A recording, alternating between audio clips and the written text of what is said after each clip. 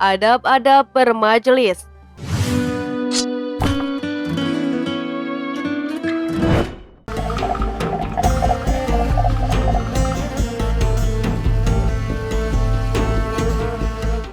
Assalamualaikum warahmatullahi wabarakatuh. Sahabat Al-Hariyah yang dirahmati Allah, adab-adab bermajelis. Kata majelis taklim tak lagi asing di telinga masyarakat Indonesia. Kata ini marak digunakan untuk kumpulan pengajian, tetapi ada beberapa adab-adab bermajelis yang perlu kita ketahui. Allah Subhanahu wa Ta'ala telah mengajarkan bagaimana cara berinteraksi dengan masyarakat dalam sebuah majelis atau pertemuan yang dalam bahasa modernnya disebut meeting. Sebagaimana Allah Subhanahu wa Ta'ala berfirman yang artinya, "Hai orang-orang beriman, apabila kamu dikatakan kepadamu, berlapang-lapanglah ke majelis, maka lapangkanlah, niscaya Allah akan memberi kelapangan untukmu. Dan apabila dikatakan berdirilah kamu, maka berdirilah. Niscaya Allah akan meninggikan orang-orang yang beriman di antara orang-orang yang diberi ilmu pengetahuan beberapa derajat.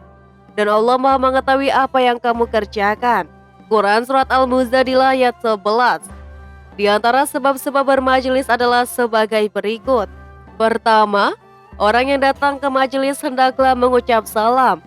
Sebagaimana Allah Subhanahu wa Ta'ala berfirman yang artinya, "Hai orang-orang yang beriman, janganlah kamu memasuki rumah yang bukan rumahmu sebelum meminta izin dan memberi salam kepada penghuninya. Yang demikian itu lebih baik bagimu agar kamu selalu ingat." Quran Surat An-Nur. Kedua, tidak duduk di tengah majelis. Rasulullah melaknat orang yang duduk di tengah-tengah halaqah. Hadis riwayat Abu Daud.